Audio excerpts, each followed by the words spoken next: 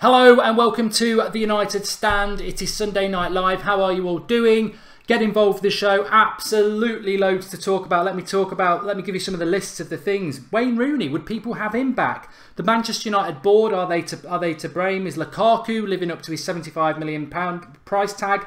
Are we in a title race, or are we in a top four race?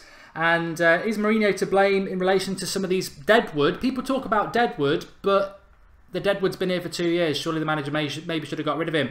But I'm joined by Flex and Ross. I'm going to fire in a question to them straight away. But first of all, before we do that, bit of a terrible weekend for Manchester United. Obviously losing to Huddersfield, Chelsea winning, Arsenal winning. They're 4 points behind us. But just when you think it can't get any worse, Liverpool make us feel better. I mean, we thought Lindelof was going to be the clown of the week, but Lovren saw a title he could win for Liverpool and totally took it with his performance today. 4-1 to Spurs. But that leads to a bigger question.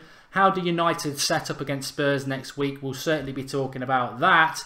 But let's go to we'll go to Ross first on this one.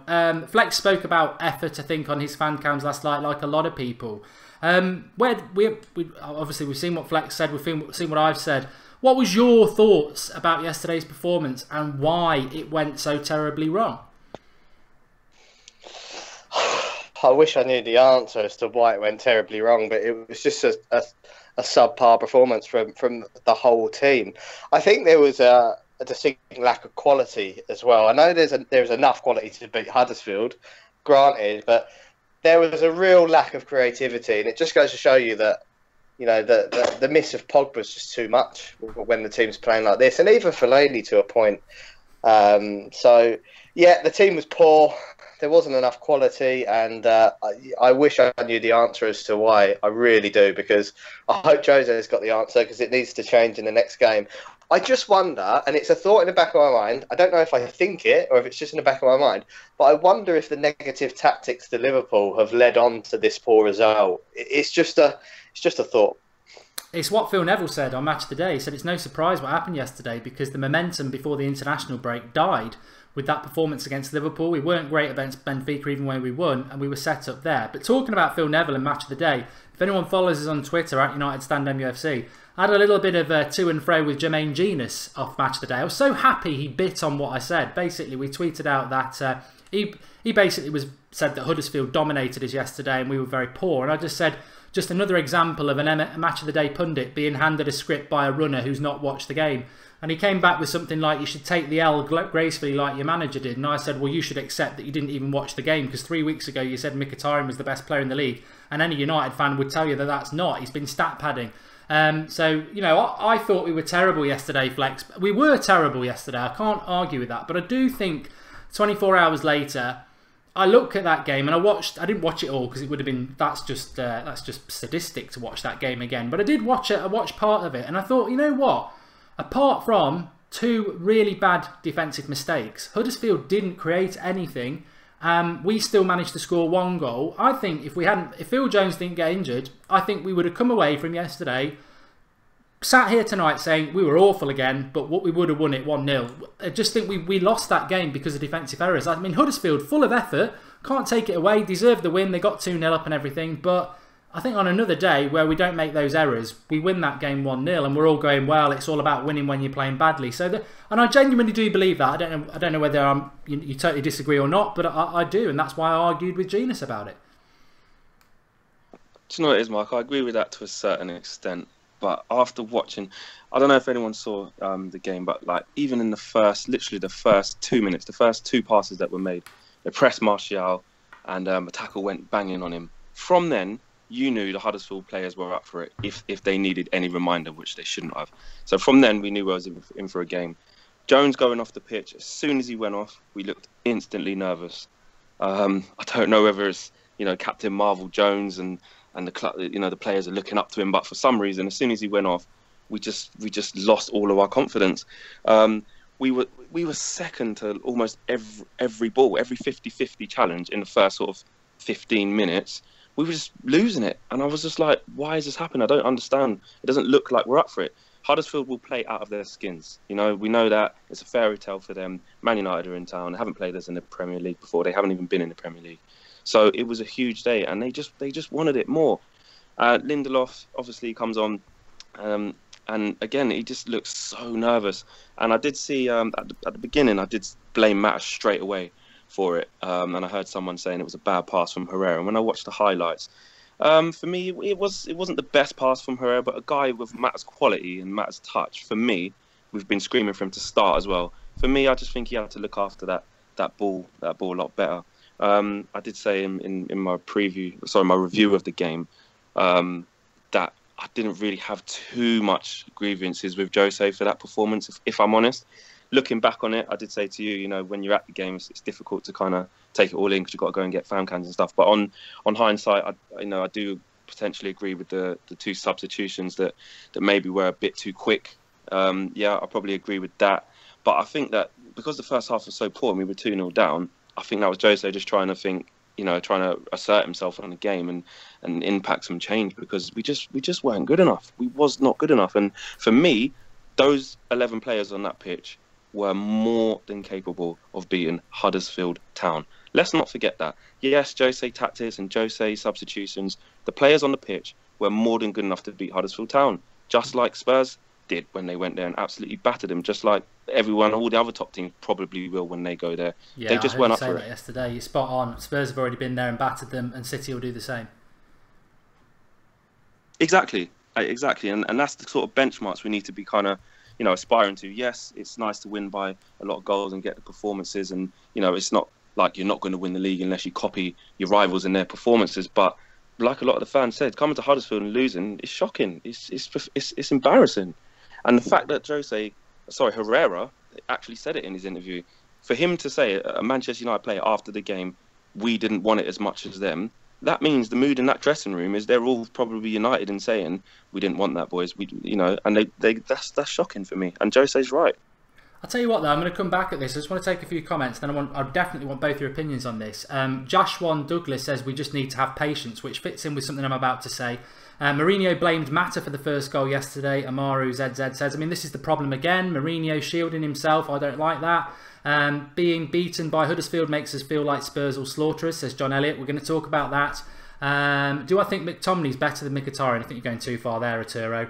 And Bayes injured for the Spurs game, says Indy Tagger. I can't remember if it was Flex or somebody on the fan cams yesterday made a very good point. Everyone wants to blame Mata for the first goal, and it was a bad touch, but that was on the halfway line. Lindelof backed off. Bay would have just gone forward and forced the player onto the wrong foot or give a foul away way before then. Lindelof's terrible in one-on-one situations, and that's why he gives penalties away. He's got a lot of work, Lindelof. The question I'm going to put to everybody now, and to Flex and Ross, I'm just going to give a few background things to this, is one, yesterday I don't understand why I didn't bring Daley Blind on and play him this morning. We've seen that work so many times. There was no need to put Lindelof into a pressure cooker environment like that where Huddersfield were basically, fighting. I just don't think it suited Lindelof. Why not bring Daley Blind on? That's one thing. But a wider picture, I'll walk away from the United stand if I ever were to utter the words Mourinho out. I can't. Look, I can be critical of him, but I can't see anybody better than him, and I'm a big Mourinho fan. But what I have been thinking about over the last 24 hours is, look, some people blame him, some people don't want to blame him, but how can you not put it on the manager yesterday when you look at it deeper than the 90 minutes? Because, yeah, we can say the players didn't perform, but he's been here over a year now. He's picking these players.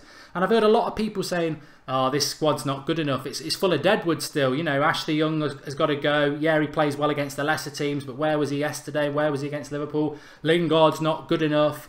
The fact that we're relying on Fellaini, as good as he's been, what other top 6 club would be so reliant on someone like Fellaini? It's a big sign of that we're not good enough, that we're reliant on him, because we are reliant on him. I'm not slagging Fellaini off. We are reliant on him, but the fact that we are, as I said last night, he's not Eden Hazard or Aguero. We miss Marouane bloody Fellaini. That's our standard, is it? Phil Jones, a lot of people say he's deadwood because of injuries. My bottom line is, Ross, about this is, look, we're talking about a lot of genuine issues there, but they all go back to Mourinho. Mourinho is the one who gave Lingard a new contract. Mourinho is the one who plays Phil Jones. Mourinho is the one who wants Ashley Young on a new contract.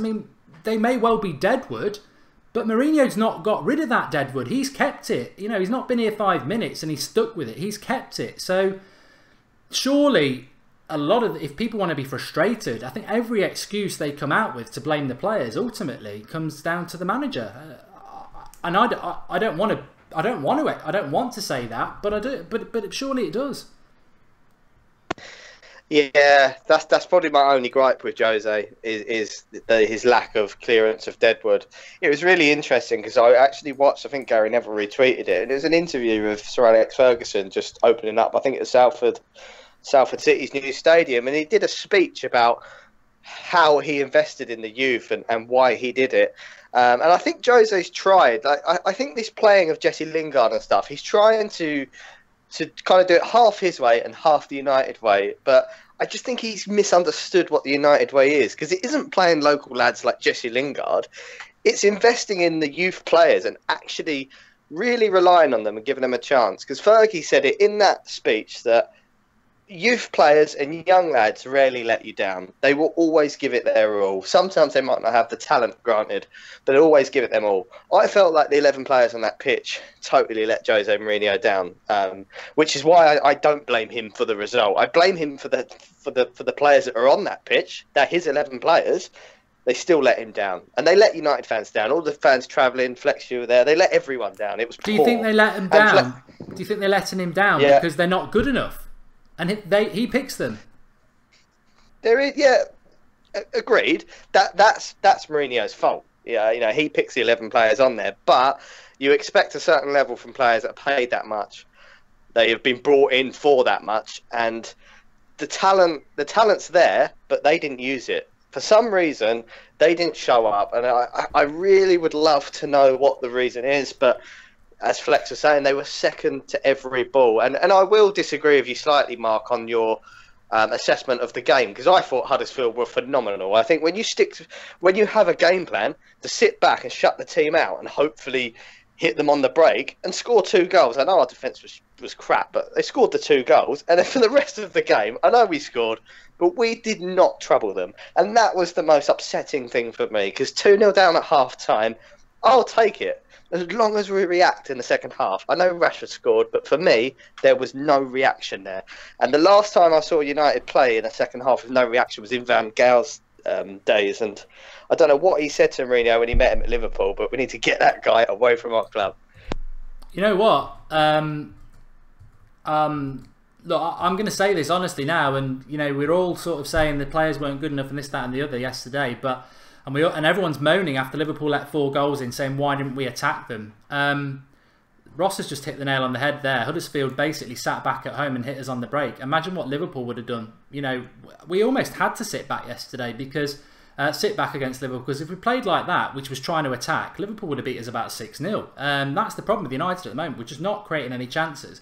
And I think it comes down to what we were talking in the week about Mkhitaryan. God knows how he got 45 minutes yesterday. He's rubbish. He's absolutely rubbish. I disagree with Flex. I think the substitutions at half-time were totally wrong. If you bring 2 better players on, that's fine. But when you bring Mkhitaryan on, I thought he was dogs, absolutely terrible in that second half. But I mean, Flex, come back on that there. I mean, I was just saying about, all these players that people say, oh, they're deadwood and everything. Well, Mourinho's had long enough to get rid of them. He gave Jesse Lingard a new contract in March, 100 grand a week, apparently. Again, I say it like I say about Fellaini. I don't think there's a team in the top 8 that would have Jesse Lingard playing as their number 10. And yet, we're going away to Huddersfield with Jesse Lingard as a number 10. I ain't got anything against Lingard. He's come through the youth setup. I'd love him to prove us all wrong. But he's mid-20s now. And I just think very important position, number 10. Probably the most important position in football in an attacking sense. And we know Mkhitaryan's struggling. But Jesse Lingard as a number 10. If you're playing Jesse Lingard as a number 10 and you get beat 2-1 by Huddersfield, I'm sorry. There's no excuse. It's pretty obvious that may well happen because he's not good enough. Yeah, with Lingard, he's not a world beater. He's a squad player at best. Unfortunately for us, squad players these days at our club with the kind of money we have, ending up costing us 100 grand a week, which is ridiculous. Because let's make no mistakes. When Lingard scores in a cup final in the top corner of the net, when he scored a couple of big goals, we're all starting to say, oh, it's good to see a young lad in, etc., etc. So, as football fans, we're really fickle, weren't we? I mean, because let's face it. When people, you were saying about are the players good enough, and Joe say, had made these players stay at the club, etc. He could have got rid of the deadwood. When we were bashing up teams 4-0, no one was saying, "Oh, it doesn't. Maybe we're not good enough," and etc. Do you know what I mean? So all it takes is for us to bounce back. I think we were. I do remember. Yeah, I remember on a Sunday show saying, "Look, are these teams any good that we're playing?" Because exactly, and this is what I mean. It always comes down to it. I mean, it takes a run of results to change the feeling around the club. Do you know what I mean? And if we would have went and beat Huddersfield 1-0 with another poor performance, it still would have been the 3 points. That obviously the emphasis on us is because we've lost and the manner that we've lost. Yeah. Is there deadwood in the club? I would probably say yes, but Huddersfield away, one of the lesser teams, we're saying the players that we have are still superior to Huddersfield Town. That's my grievance with it. Now, against Tottenham, we've got the chance to bounce back, and the players have the chance to show that they're worthy of being in the shirt for the rest of the season at least. Because, like I said, as football fans, we are fickle. It takes one result to kind of throw things out of proportion and people start asking all sorts of questions. Whereas if we go on the next 2 games and win, which will be very difficult, but if we do, like you say in the title, Jose passes his trials, so they say. So there's a lot of questions that need answering. I just think that it's hard to not have a knee-jerk reaction in terms of it was leading up to that kind of performance. Against Liverpool, we were poor. Against Benfica, we were poor. So leading up to it, and then we get the big loss, it's kind of like we could see this coming. But like you said, I think it's all about how we react to this. I mean, in the long seasons aren't won in the first 10. Sorry, titles ain't won in the first sort of 10 games. Yes, if you lose too many games in that time, it could be lost in that time. That's true, but we haven't. It's one loss. I just think my main grievance was just the way we just capitulated and the way we wasn't up for that game. But now it's all about the Spurs game. If we go, we stick it on Spurs and we're at them from the start and we put in a great performance. I remember last season against Spurs, we had to win. And Mkhitaryan stepped up that game and had an excellent game. I think in terms of Jesse Lingard as well, back to him not being good enough, it's difficult because we've got Mkhitaryan who's supposed to be, let's face it, he's supposed to be playing well right now, but isn't. We had the first half of last season with him not playing at all. Then he came into the team and we're thinking, right, great, he's here to stay. We know what a great player he can be. The Kagawa syndrome, I like that, what you use, because I think there is a little bit about that with him. I hope he can find his head, because if he doesn't, and soon, it could be that. He could be out the door. I don't want to see it because Mkhitaryan is a great player, but I don't want to see that happen. And Mata, he's been in and out of the side. He hasn't played number 10 for us for a while. Mourinho likes playing him off the right. So we haven't actually got a proper number 10 at the minute because they're either out of form or, well, Zlatan might come back and play there as well. So it's difficult. But Lingard is a squad player, to answer that question. He's not good enough for a starting 11, but he is a squad player. Can I just say as well, the thing that winds me up about the last 2 weeks, and we spoke about this a lot last season, Mark, is when you go to Liverpool and you play for a draw like we did, it looks great if you carry on winning afterwards. Yeah, when right. you do that result and then you go lose to Huddersfield, it makes what we did last week look atrocious. Yeah, and people can take the piss out of us. And I spent all week defending United to all sorts of fans around me, going, "Oh, it was great, it was tactical." Now I look like a bit of an idiot, and that really winds me up. Yeah, I'm glad I was one of them fans who said it was a disgrace, really, because I know what you're on about, and it's all about opinion. And a lot of United fans were like, "Oh, stop moaning! You get a point against your rivals, then you beat all the rubbish teams." And you're right, you get a point against your rivals, then you lose to a rubbish team, and it looks really, really bad.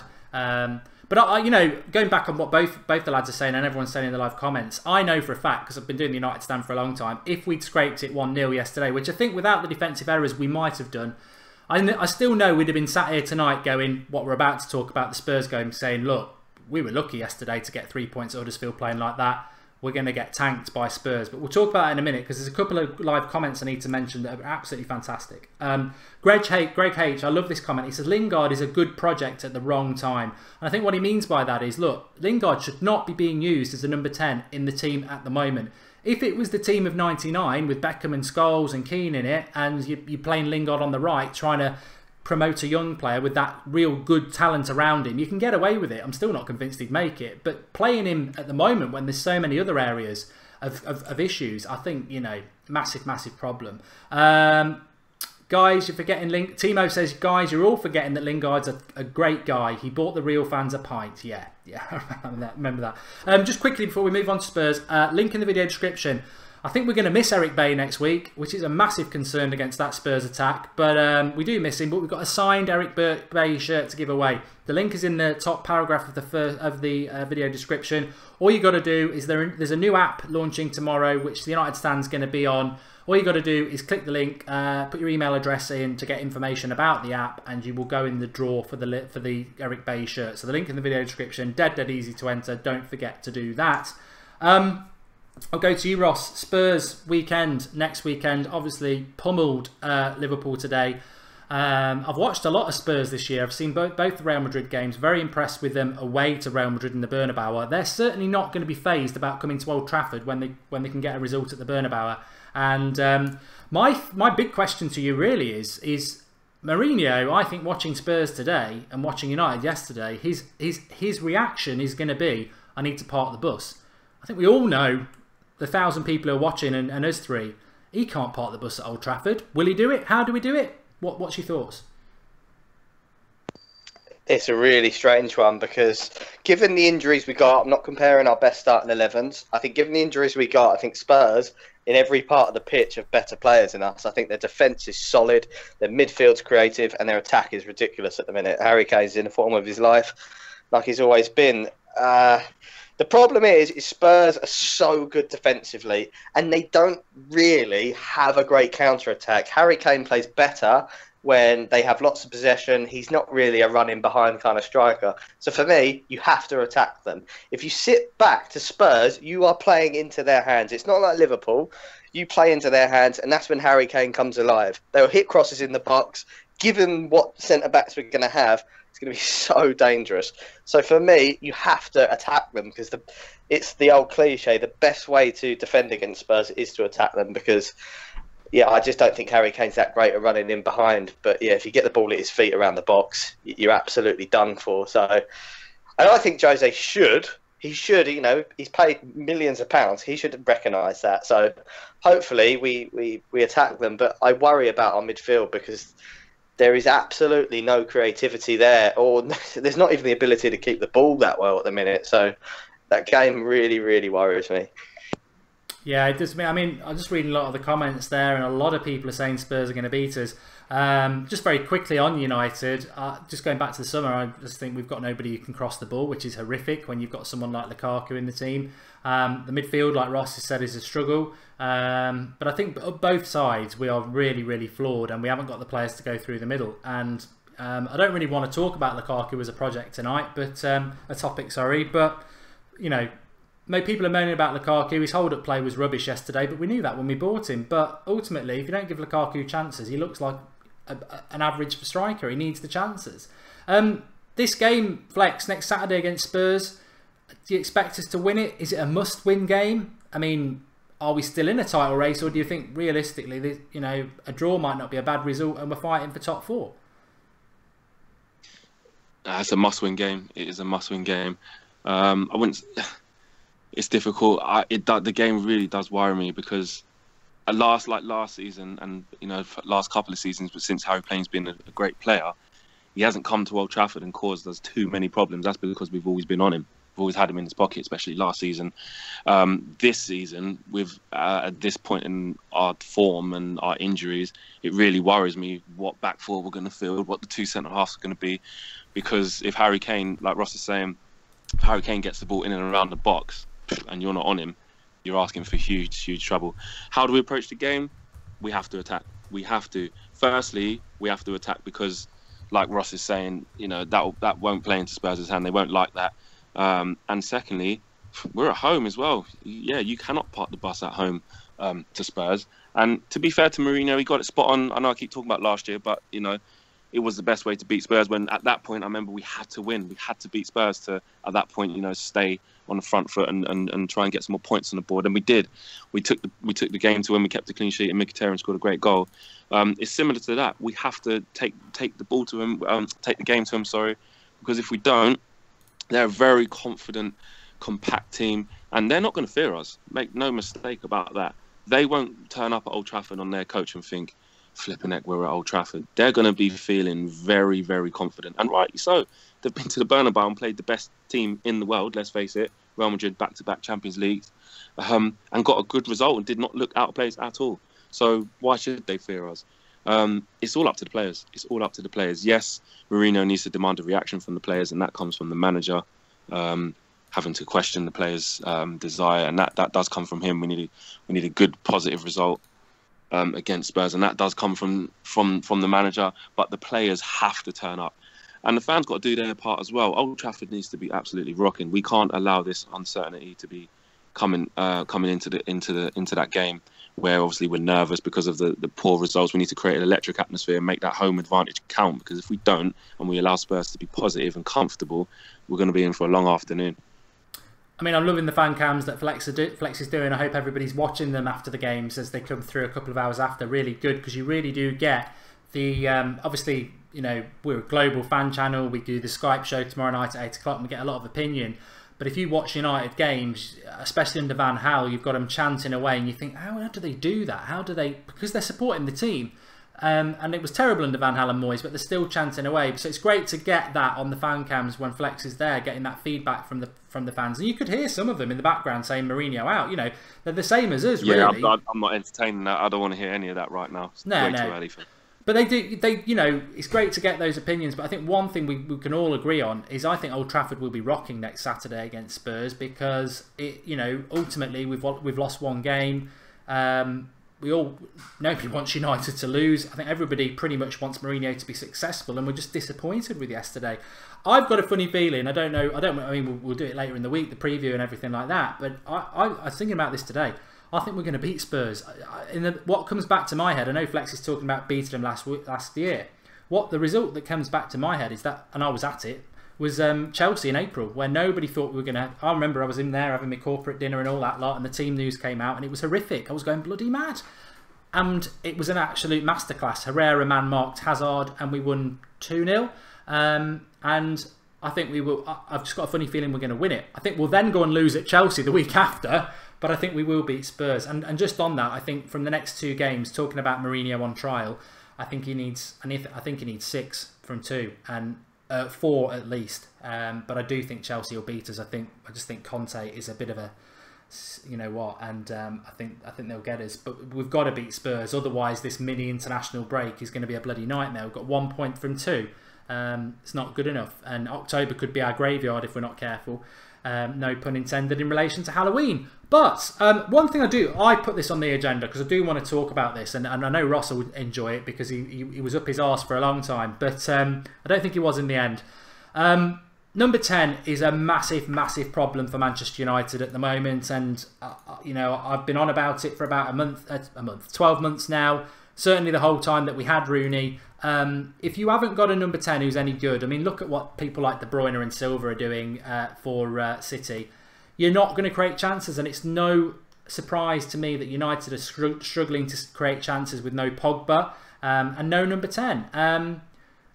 Would you take Rooney back, Ross, over Mkhitaryan and Lingard at the moment?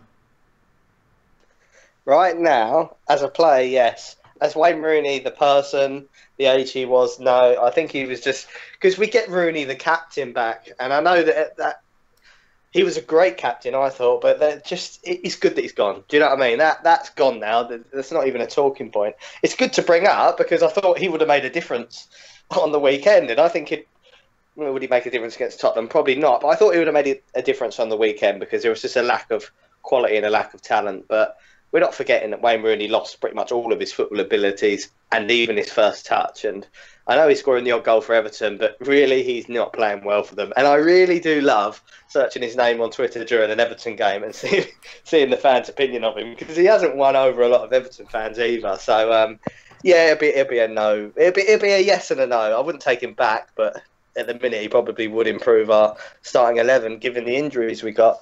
But you're right, that number 10 position, I look at all the best teams around Europe, even some mediocre teams, and they've got solid names there. And then who have we got? Mkhitaryan may be a big name in the game, but he's certainly not playing like a big player. It's a massive problem, Flex, isn't it, really? I mean, we've got no number 10, and really we haven't got any wingers. I mean, I know we're wondering why Lukaku's starved of service. Yeah, it is. It's a big problem. I mean, we haven't managed to get a nailed on number 10 for years now, and it's a huge position. You look at what De Bruyne is doing week in, week out. Yes, they're rivals, but I'm a fond believer of you got to pay homage to good football and great players, and what De Bruyne is doing at the minute is unbelievable. And this is a player that Jose Mourinho got rid of at Chelsea, but that's a different debate. Just on the Rooney one quickly, absolutely no chance we'd have him back. Absolutely no chance. He's surely better than playing Lingard, though. Yeah, because at the moment he's probably in slightly better form than Lingard. Lingard's in and out of our team. Rooney's probably playing more football than him, which is the reason why he left in the first place, along with his demise. But literally last year against Arsenal away was when I saw Rooney live and I thought this guy's had it. To be fair, he was trying to influence the game, trying to run around, trying to kick people. He just couldn't get close to anyone. And at the highest level, I think it was just evident that he's not going to cut the mustard anymore. But we do need to find a solution to the number 10 position because Zlatan. Yeah, it's going to be Zlatan. We spoke about this weeks ago, didn't we, Ross? It probably will be. It probably will be because he's not just going to come and push Lukaku onto the bench. I can't see that happening. And there are so many question marks around the number 10. Zlatan probably could play there. It probably would suit him because he's not good on the last defender. He doesn't stretch them and run the opposite way. He will come looking for the ball. He's good enough to come looking for the ball. He's got a great touch. He's got an eye for a pass. He's got good hold-up play. He's good on a half-turn. He's an amazing shooter from distance as well. So for him in his latter years, that could be, probably better for him. Because I can't see him. Yeah. There's nowhere else for him to play, and he's not going to play him and Lukaku up front. No chance of that. And the way United are playing at the moment, Zlatan's got to walk into that team. He has, hasn't he? He has to. No one else is. Yeah, exactly. It's not like, and this is what I mean. It's not like there's a number 10. Not like Mata's playing out of his skin in a number 10 position. Obviously, Lingard isn't. Exactly, not playing there at all. And obviously, Mkhitaryan clearly isn't. It is really difficult to take though because I was a fond believer as well of like Mkhitaryan's best position is central. Yeah. When he is wide on the wing, even though he is quick, he's not like a raw winger. He won't kind of knock the ball past someone, go straight past them. He's not that strong. He is very effective coming in off that right into central areas, in my opinion. But he hasn't proved either this year. He had a decent start, but he was corners and popping up with the odd assist at the end of the game. But even then, he wasn't contributing too much. And it's caught up with him. So I do worry for Mickey. I really do. I don't want him to be playing this bad because he's a great player, but he's not showing it. So Zlatan probably will walk in at number 10.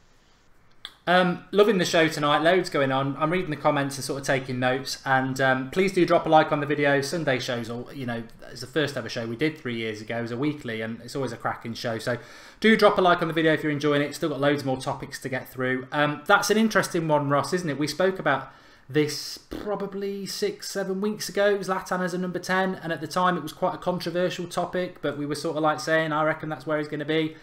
Right, 6-7 weeks later, I think it could be genius because I look at what Mkhitaryan was playing at Anfield, and people will say, oh, he hasn't got the legs.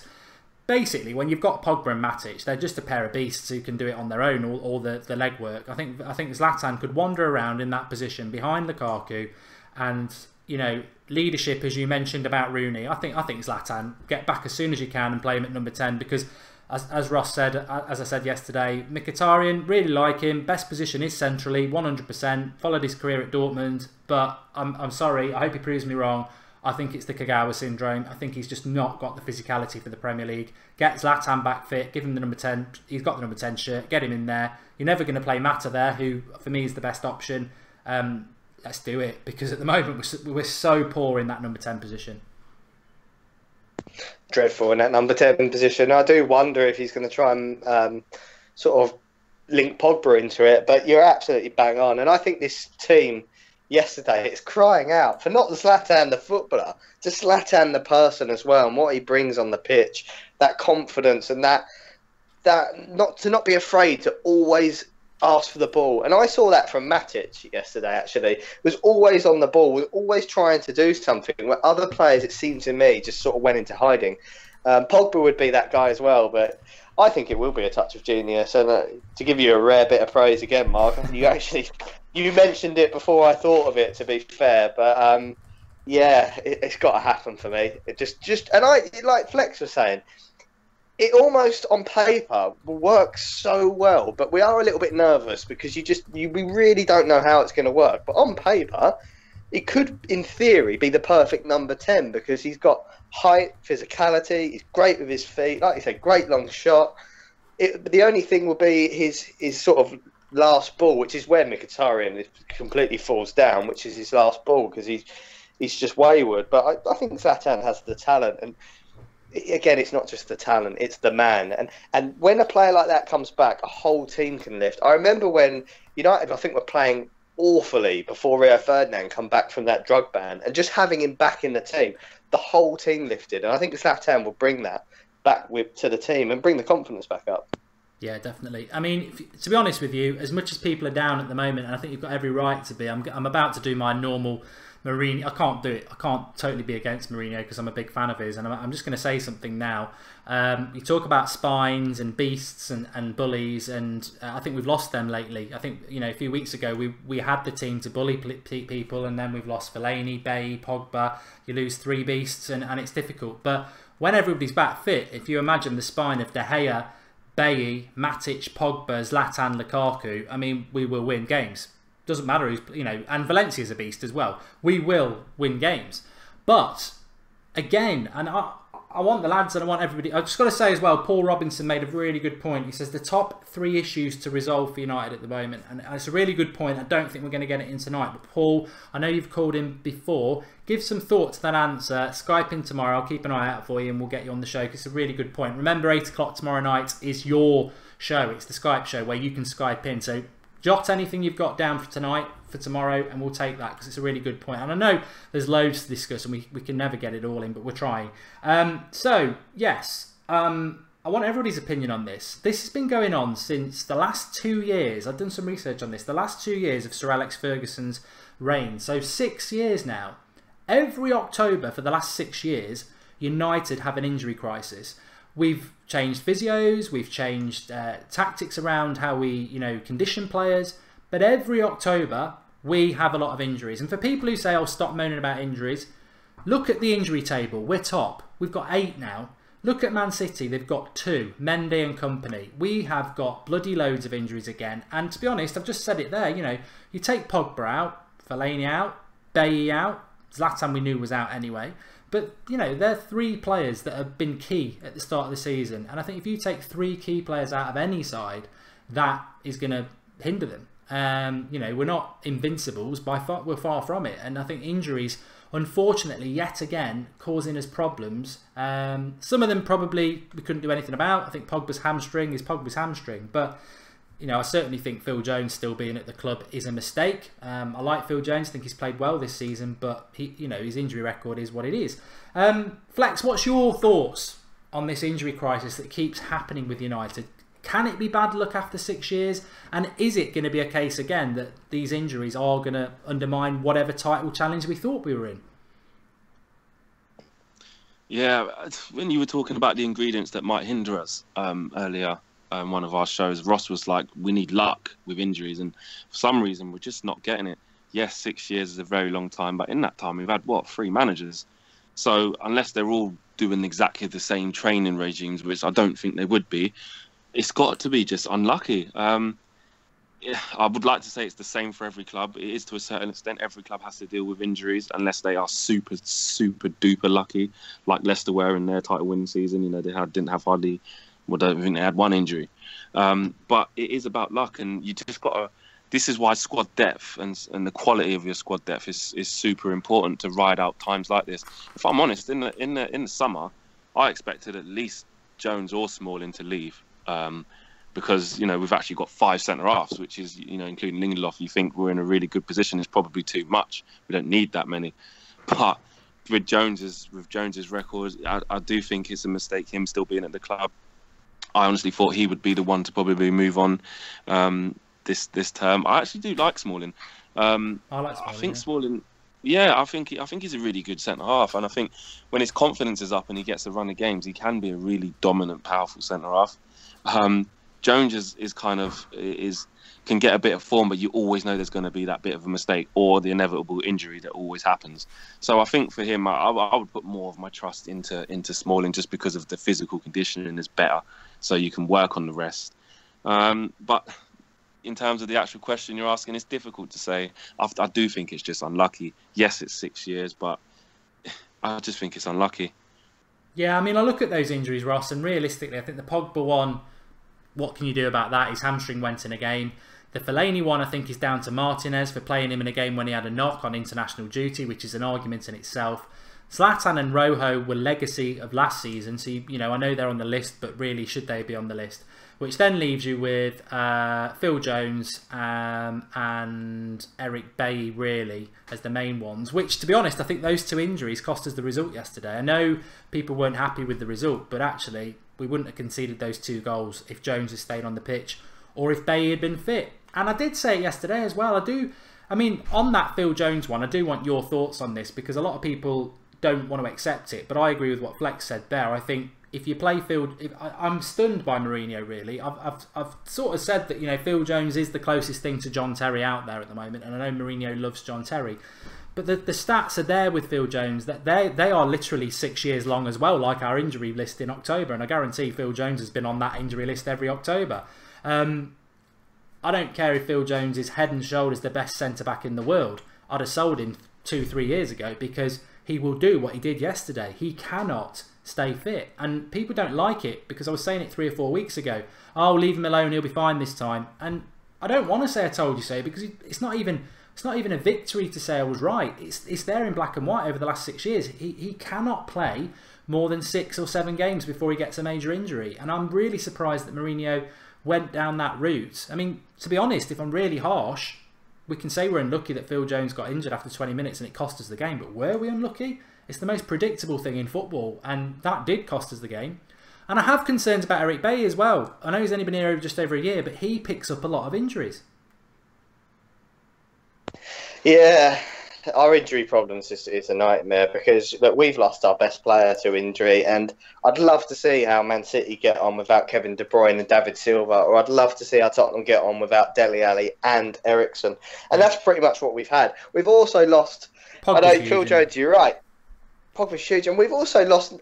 Name another team. I know we've got depth, but name another team that both of their centre backs at the start of the season get injured, and then they carry on, winning games comprehensively. I know Tottenham will be able to do it without Vertonghen and Alderweireld. So we have been hit hard, really hard, but we can't moan too much. You've just got to carry on, and yeah, Jose's probably at fault, but to me, I think you're right. I really don't think we've been that unlucky for 6 years. Something ain't right. There's something not right, and I can't tell you what it is.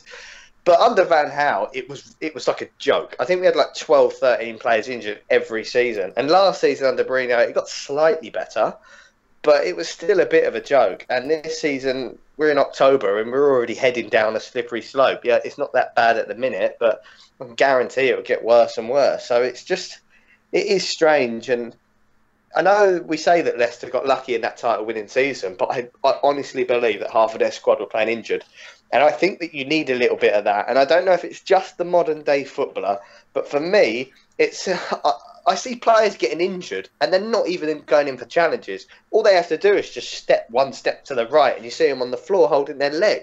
That's not the football I remember. I don't know if they're being mollycoddled too much these days, but what happened to playing through injury? I remember players used to be asked to take injections so they, didn't feel the pain, and they should just play through it. But it doesn't seem to happen anymore. It seems like an injury that you used to just play through, you'd be out for months these days. And I think it's just the sports scientists coming into football. Maybe players have more longevity in their career because of that, but they're only really playing half of the games anyway because half the time they're always on the injury table. So strange, and I don't like it.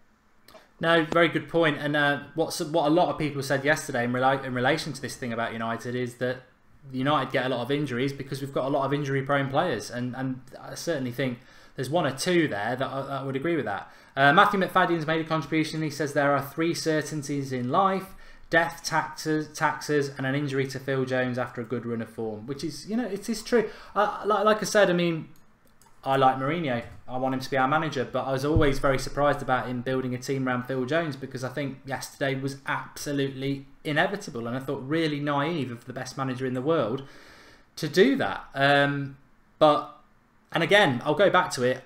I think Smalling's done really well. I thought he was good on the US tour, and I think, he didn't start the season. Jones did. I was surprised by that. I like Smalling. I've got no problem with Smalling. He wasn't at fault yesterday at all. Lindelof cost us the game. Everybody knows that.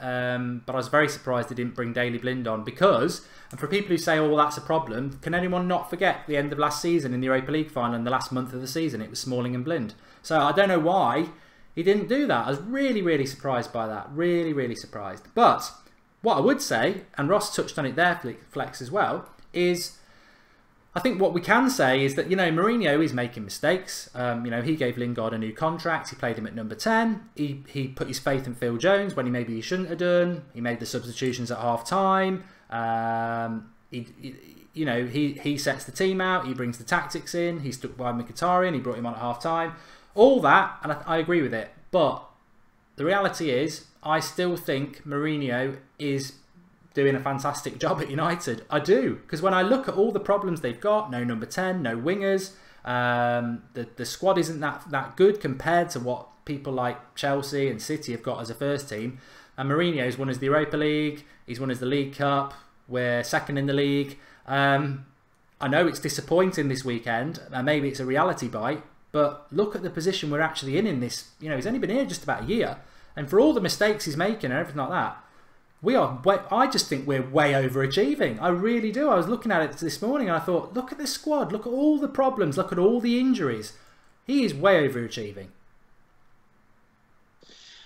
Listen, I've said it to you before as well, and a lot of friends. I'm not going to entertain any little thought that Mourinho needs to go or get sacked or shouldn't be at the helm or anything like that. We have made a dramatic improvement, and you've been saying having to go from 6th to 1st is a huge jump. And people were saying to me, is it a failure if we don't win the Premier League this year? No, it's not. It's a failure this year if we don't challenge for the title. That's where our season will be a failure. Last year, he did what he could.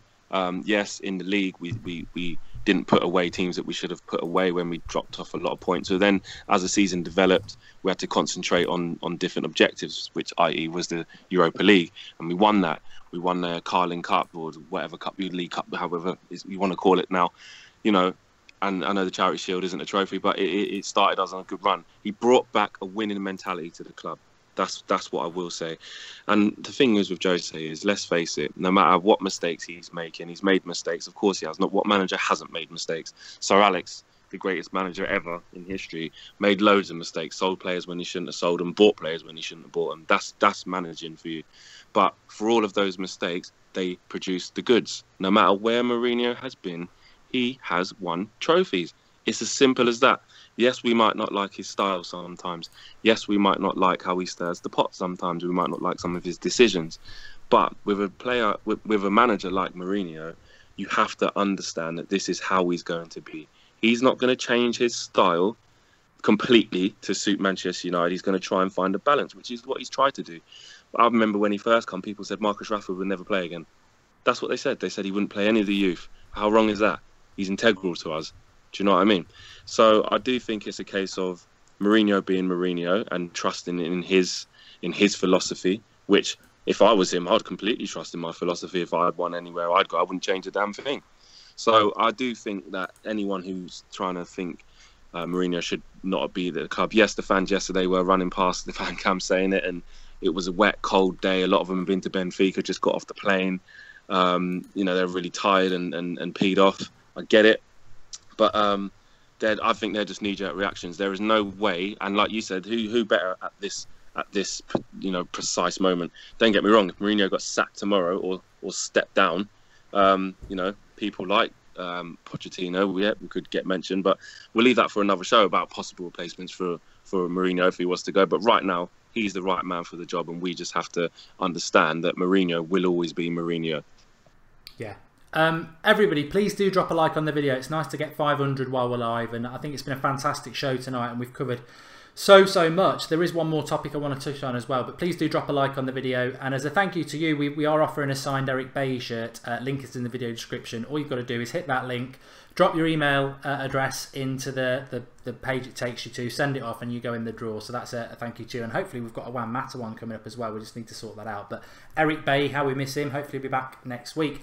There's a good comment here from Styson Furious. He says, Mourinho could take a dump on Mark's floor and Mark would still say it was a genius move. Look, I'm a big fan of Mourinho, but I will not criticise him because that's not how I live my life. If my boss makes a mistake, or the wife or something like that, as much as I love them and respect them, I won't not say I agree with things. And I was very angry with Mourinho yesterday, and I didn't agree with his substitutions. But ultimately, as I've said, I'll probably walk away from the United stand if I ever utter the words Mourinho out. I just can't imagine me ever doing it. I think he's the right man. I like a lot of things he does, but with most things that you love, there are things about him that absolutely wind me right up. I don't like it when he blames the players, but that's the brilliance of him. He will always deflect from himself because he's got the biggest ego out there. Ross, we titled the show Mourinho's Big Test, Mourinho on Trial. The reason for that is that it's really about the next two games for United. Spurs at home, Chelsea away. We're 5 points behind. Are we 5 points behind? I think we're 5 points behind City now, which is not ideal. It's 2 results. I hoped we'd be able to keep it at 2 points. So it's 2 results. And we've got arguably our 2 hardest games to come. They've got 2 very easy games, City. They've got West Brom away, which I think they'll win. And then they've got Arsenal at home, which they'll definitely win. People go, oh, it's Arsenal. Arsenal don't travel anywhere better, anywhere very well past Watford Gap. So they're going to get absolutely destroyed by City, as we know. So City are probably going to get 6 points by the time the international break kicks in. We've got Chelsea, Spurs. I mean, even if it goes well and we get 4 points, we're still going to be 7 points off them. It could be more. If we don't win next week, we could be double figures behind them by the time the next international break goes on. Are we in a title race with City, do you think, or do you think we're actually in a race for top 4? I think it's a shame that City are so strong this year, because if we were playing the same league as last season, I think we'd be quite a bit ahead of everyone else and would have been in a more comfortable position going into the Liverpool game, and it may have turned out a bit different. But City are so strong at the minute, and title challenge this season, and Flex is right, that has to be the bare minimum, but it's going to be tough if City carry on the way they are. And I think you can forgive City for pulling away if they carry on the way they are. I don't think they will. I think there will be a dip in form at some point. I think we were talking about it before the Huddersfield game, that teams just need to suss them out a little bit and stop trying to play against them and sit back a little bit more. But I think it's going to be very, very, very tough. And I think the next 2 games, like you say, the title of the show is perfect, because if we don't at least win one, it's over. It's absolutely over. And there is a huge possibility we could walk away with 0 points from them ties, or we could walk away with 2. And I think 2 is just as bad as 0. I'd rather have nothing than 2, to be honest. I want us to go at them games, because it's win or bust for me. And if we want to, we're always going to get top 4 with the squad and the team that we have, with the additions. Top 4 for me should be a given. So these are the sort of ties where we're already through in the Champions League, to be honest. So let's start resting some players in these midweek games that don't really mean a lot so much anymore, because we are pretty much through. And let's go at these games, because this is make or break in our season. I know it's October, but you cannot let City get so far ahead, because once you start relaxing in a title race, that's when you really can pull away. It's the relaxation which makes you play better. So we've got to keep on their toes. I agree. I think City will drop points, but I think by the time they start dropping them, they might already be in relaxed mode and be double figures away. And if they get double figures away, I think in relaxed mode, like Ross says, they will get it won. And also, I think as well, if Mourinho's got it in his head, which I guarantee he will, that Chelsea will just park the bus and get a point, he can't do that anymore. Like Ross said, the Liverpool point is okay if you then win at Huddersfield, but we didn't. Or you win at Stoke, but we didn't. We're going to have to. I think even if we get 6 points from the next 2 games, which would be amazing, we'll still be 5 points off City, which is quite considerable. If we can get to the City game in December and be within 5 points of them, we're in with a shout. But that is going to be a massive effort because we've got Arsenal away as well before then. It's going to be really hard, and I just think, I don't know, well, Flex, give us your thoughts. I think it really will get to a point where I think if they go beyond 8 points ahead of us, I know we don't want to give up on it in November, and you never can because anything's possible, but it's not ideal if that happens. And we also just need to be very careful behind us. I mean, we went into this weekend 7 points ahead of Chelsea, Arsenal, Liverpool with a game against Huddersfield. I don't think many of us would have predicted we'd be 4 points ahead of Arsenal and Chelsea after that game. So we've got to be careful behind us. And it might be after next weekend or the Chelsea game, we're not looking ahead, we're looking behind. Yeah, exactly. I agree. You can't allow City, with the momentum that they have and fixtures that they've got coming up, to get too far away from us. And also, I mean, I know people are saying we're in a title race with them. I'm not discounting Tottenham, if I'm honest with you. I know the last couple of years they've fallen short and haven't actually realistically challenged for the title. They've always been behind. They've never been first, and kind of it was theirs to lose. But they're always going to be strong, and they're looking strong now. And, you know, they're on the same points as us, so why shouldn't we be, you know, looking at them as a direct rival for challenging for the title? We've got those two difficult games coming up, and if we lose both of those, I mean, that would be catastrophic. Yes, it would still be early going into November, but like you said, once City get into cruise mode, we're asking for trouble, because we've still got, obviously still early in the season, so we've got plenty of tough games to come. Likewise them, but with a gap going into, for them, if they have to go to sort of Tottenham away or Arsenal home away, whatever you want to call it, whatever big games they've got coming up, if they're sort of double figures, got a double figures cushion on us, forget it. They can afford to drop a couple of points, because City will beat all the lower teams. We know that. Well, mostly, yes, they'll drop a couple of points here and there, but by and large, if they've got a sort of 10 double figures gap over us, they're going to be comfortable as hell, and we don't want to be trying to make up that sort of ground on them. No, and to be honest with you, it's going to kill me in May if Guardiola wins the title. Can't stand the bloke. I think he's the biggest fraud in the world, and he just gets an open checkbook wherever he gets, or gets given the world's best player in the last 20 years. I don't like Guardiola, but I think United have got. Well, I don't think the board's backed Mourinho. I've said it so many times. Well, this season they've fought well. I think they addressed their defensive situation, and he's doing all right. Oh yeah, he will do all right, because he gets a checkbook that's full of empty checks and just goes out and gets what he wants. I ain't got time for this tonight, but I don't think the board's done that with Mourinho at all. In fact, he said it again this week. I think the board's a disgrace again, keeping money back that should be spent on a squad that's got masses and masses of issues. But that's a chat for another night. Maybe somebody might want to talk about it tomorrow. But I do agree with you about Spurs. I've watched Spurs a lot over the last 3 years. For me, they're one of the best teams that are not going to win the title, and they are only 5 points off City, and they've already dropped a lot. Wembley will do. I said it in the summer. Wembley will kill Spurs' title chase, because it will enter. You know, it took them till October to get used to playing at Wembley, and they've dropped points to Burnley, Swansea, and lost to Chelsea. So they've actually dropped about 6 points, which if they had those, they'd be top. So, you know, I do agree with you about Spurs. Massive game next week. I'm actually really looking forward to the Spurs game next week, because one of two things are going to happen. We'll beat them, and it will give us a bit of confidence, or we'll lose, and we'll get a reality bite. And give us your thought, Ross. Which way are you going to go? I know it's a bit early, but Spurs really upset me, because they are doing all the things as a football club that I think United should be doing. And I watch players like Harry Winks, and I think what a talent he is, and how have they pulled him out the bag when we spend multi-millions of pounds on our youth system? We've got the players there, we just need to use them. To be honest, mate, I think we've got more than enough to beat Spurs, but I think the more than enough is on the injury bench.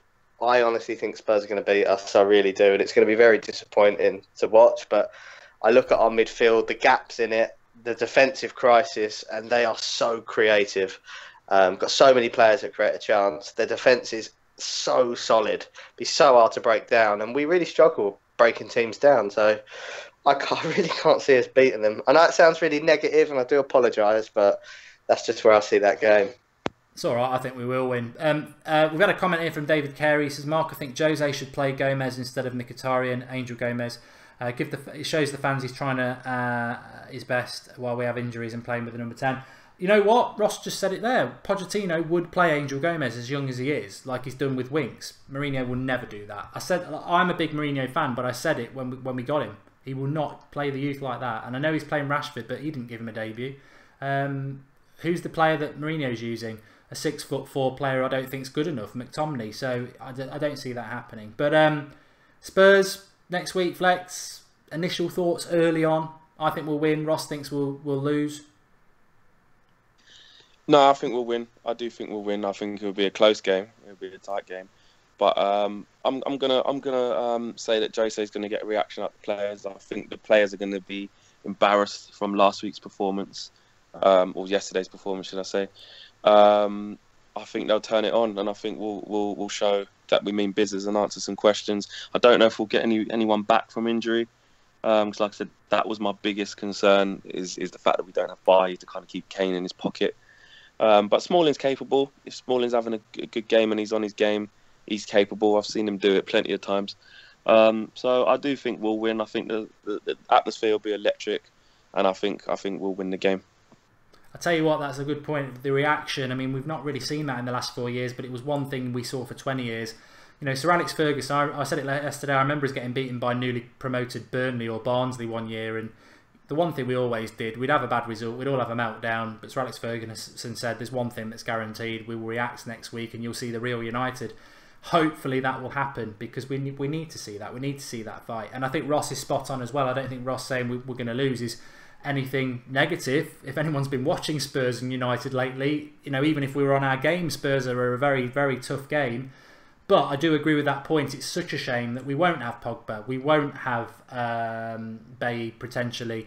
We certainly won't have Zlatan. You know, we're not going to have the best team we can have. And I think if we do have the best team we can win it. And I do think that is a fair point. I think, you know, as much as we played badly yesterday, we've got loads of bloody injuries again for the 6th year in a row. And it will undermine us. And I think October has the potential to be the month that we look back on in May and go, that's where it went wrong. There's still time. Mourinho's on trial. Thanks everybody for watching today. Please do drop a like on the video. As I said, there is an Eric Bailly signed shirt. The link is in the video description. All you got to do is click that link, leave your email address, send it off, and you'll go in the draw to win that. And we'll announce that this week. It's a signed Eric Bailly shirt, by the way. But thanks to my guests for coming on. Thanks, Ross. Cheers, Mark. Thanks, Flex. And thanks to Flex. Cheers. Thanks. Yeah, thanks very much, guys. Cheers. Flex, give us a shout out for your Twitter, because I can't remember what it is. It's Flex United Stand, all in one, all lowercase. Flex United Stand, all in one on Twitter. And Ross is at Hazza90, which is HAZZA90. Thanks everybody for watching. Really enjoyed that. Got through loads of comments, and I think we went up and down, you know, left and right, deep into some and then back again. I think the solution is that we're not going to really know where United are for 2 more weeks, but I totally accept the red flags of concern, but I also think those flags are, there's another side to them, and there's a reason for them. And we didn't even touch about the board, and I will say it again, and I'll leave you with this. Mourinho said it again this week. I wanted 4, I got 3. Has Pep Guardiola had to say that? Pep was just told, there's your blank checkbook, go and get what you want. Mourinho was told, you want 4, we're giving you 3. For the richest club in the world, I think that's a bloody disgrace. And I think that is a problem. We've not even touched on it tonight. Thanks everyone for watching. Tomorrow night at 8 o'clock is your show. Skype in, give us your thoughts. You've probably taken some notes. You've probably got things we haven't discussed. 8 o'clock tomorrow night for that. Red Rumours will go up at 1 o'clock. That's our weekly sort of transfer roundup. That'll be up at 1 o'clock. So keep an eye out for that going up at 1 o'clock. I've said that 3 times. And Tuesday night, we've not even touched on it because, to be honest, I couldn't give a damn about it. I bet Mourinho does, because it's a chance to win another trophy, which he likes to do. League Cup away to Swansea. I really don't give a damn about it. I'm more focused on Saturday. But thanks everyone for watching. Speak to you all soon. Have a good end to your weekend, and I'll see you all tomorrow. Cheers, lads. Thanks for coming on. Yeah, cheers. Thanks for having us again. Cheers, Mark.